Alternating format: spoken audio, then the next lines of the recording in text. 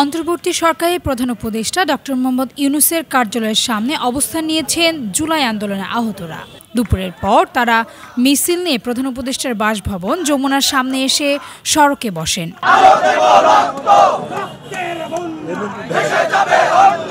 এ সময় তাদের জুলাই সনদের দাবিতে বিভিন্ন স্লোগান দিতে দেখা যায়। সরেজমিনে দেখা যায় আহতরা উপদেষ্টার কার্যালয়ে প্রবেশের গেটের সামনে সড়কে বসে আছেন। তাদের পুলিশ ও কার্যালয় নিরাপত্তার দায়িত্বে থাকা এপিবিএন সহ বিভিন্ন সংস্থার সদস্যরা ঘিরে দাঁড়িয়ে আছেন। আমাদের দাবি জুলাই ঘোষণাপত্র সনদ, আমাদের এটাই দাবি, আমাদের সনদ দিতে হবে, ঘোষণাপত্র দিতে হবে। এই আলোকে আমরা এসেছি।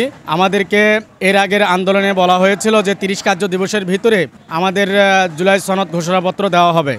তারা এখন পর্যন্ত বাস্তব রূপে তারা এখন পর্যন্ত আমাদেরকে দেয়নি। 30 কার্য দিবস শেষ হয়ে গিয়েছে, কিন্তু এখন পর্যন্ত আমরা পাইনি। যার কারণে আমরা এসেছি এবং 6টা মন্ত্রণালয়ে আমরা গিয়েছিলাম। সনদ এবং ঘোষণাপত্র তারা এই বিষয়ে কোনো কিছু জানে না। তখন আমরা বাধ্য হলাম যে এখন আমাদের যমুনায় এখানে এসে আমাদের আন্দোলনে করতে আমরা এখন বাধ্য হয়ে গেলাম।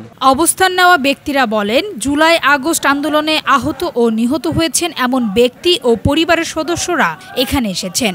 সবার দাবি হলো জুলাই বিপ্লবে যারা আহত হয়েছেন বা ক্ষতিগ্রস্ত হয়েছেন তাদেরকে দ্রুত সনদ প্রদান করা। আমরা 5 আগস্টের পরে আমাদের যে গ্যাজেট প্রকাশ হয়েছে, আমাদের সবার একটাই দাবি ছিল, আমাদের ঘোষণাপত্র চাই এবং সনদ চাই।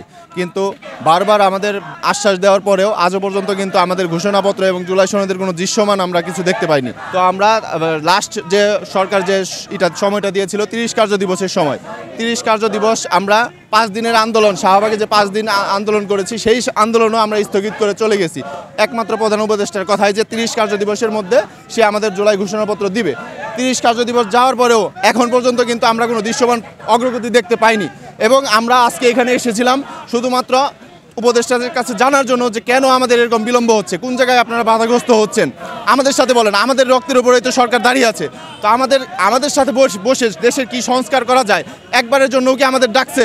একবারের জন্য কিন্তু আমাদের ডাকা হয়নি। আমরা কিন্তু অবহেলিত। আজকে যদি দেখাই আমি যে আমাদের একটা স্বাস্থ্য কার্ড দেওয়া হয়েছে, এই স্বাস্থ্য কার্ড নিয়ে যদি কোনো হাসপাতালে যায়, হাসপাতাল কর্তৃপক্ষ থাপড় মারে। আমাদের একজন চলে গেছিল চক্ষু হাসপাতালে, তারা কিন্তু থাপড় মারা হয়েছে। তো এই স্বাস্থ্য কার্ডটা দেওয়ার প্রয়োজন কি ছিল?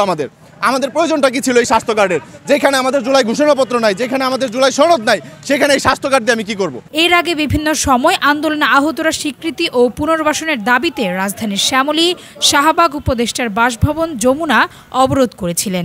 আমি জানি না উনি কি প্রক্রিয়ায় অথবা কি প্রক্রিয়ায় চিন্তা ভাবনা করে কোন উপর মহলে কিন্তু এই ধরনের হুমকি জুলাই যুদ্ধ থেকে দিতে পারে সেটা উনি নিজেই ভালো জানেন।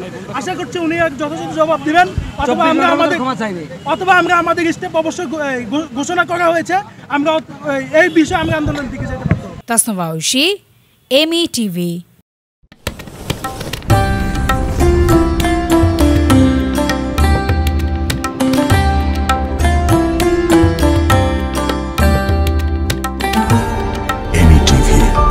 স্বাধীন বাংলার স্বাধীন কণ্ঠ।